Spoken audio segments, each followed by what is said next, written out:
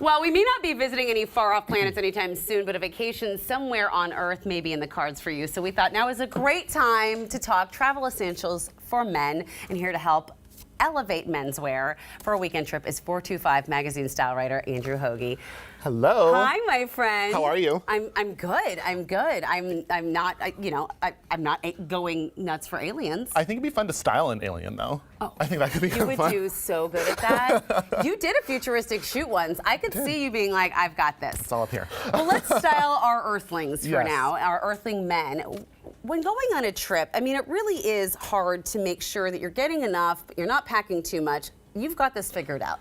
I'd like to think so. I mean, I've been traveling a little bit more this year. Travel is just exploding right now. And so for a weekend trip, I just wanted to have a couple of key takeaways. Okay. So you don't have to check a bag and keep the guys looking really, really stylish. I love it. This is a perfect plan.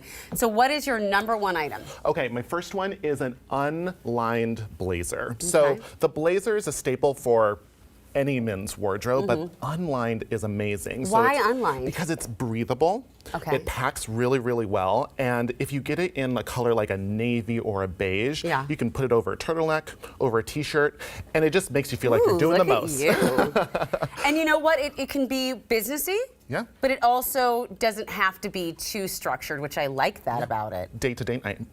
Date to date night. I think that's fantastic. Okay, so unlined blazer, and then something you kind of want to invest in, right? Because it's going to last you a while, and it probably will not go out of style. Never. No, Never. It's tried and true. Tried and true. Okay, number two is shoes. Yes. How many pairs of shoes do you need? So, well, when I go on vacation, I kind of leave the running shoes and the gym stuff at home. I'm not going to lie. Yep. But so for me, two different shoes. I am still want a pair of sneakers, but I'm obsessed with white leather sneakers. They can be high tops, low tops, whatever they are.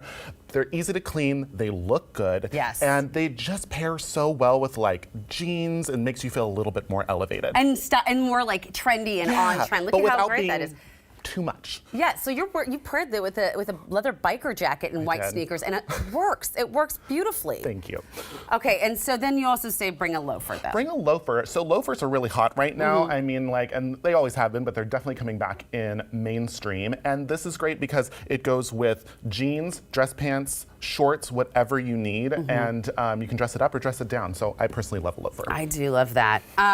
Bags, the right bags, you say? Yes, I'm a big fan of keeping things organized. So there's a couple main bags that I like to bring with me. Toiletry bag, everybody has one of those for obvious reasons. But I like to also bring an unfilled like messenger bag or mid-sized bag. Okay.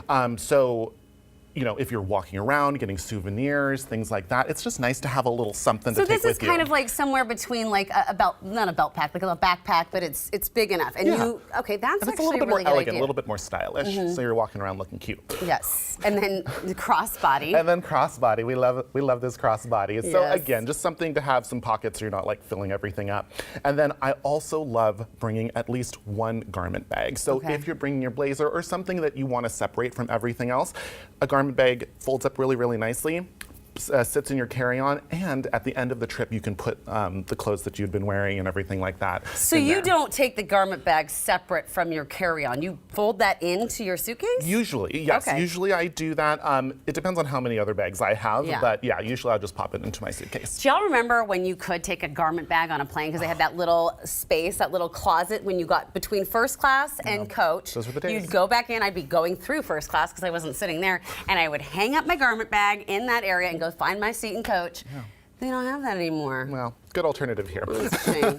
All right, you also have this box of tank tops, and I love the idea that you have for this. Talk about that. I have recently just got into this actually because again, I've been traveling a little bit more, and a tank top is really great. It doesn't take a lot of space on your carry-on, and it doesn't also distract from your outfit, right? You're not going to see it. But if you're going out, whether you're hiking, wine tasting, souvenir shopping, you can wear that. You want to come back, you only have a couple outfits, change for dinner, just change your tank top and it keeps everything nice and fresh. Nice and fresh. That is so smart. I love that.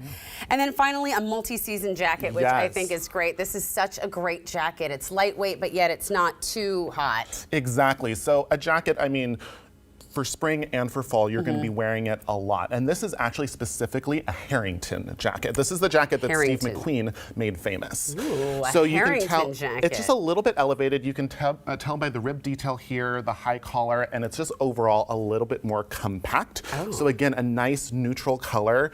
Looks great on the airplane, at the hotel, wherever you're going. I love this style. I want a Harrington jacket. It's beautiful. It is. Yeah. I love that. These are all such great tips. Any packing trips to try to fit it all in? Yeah, so for me personally, when I'm packing, I start with the largest items first. So shoes go in first. Shoes go in first, then your unfilled bag and garment bag. So the thing about the shoes in the bag is you can like stuff your socks and your underwear or whatever it happens to be in there, so you can maximize your space. That's how I like to get started.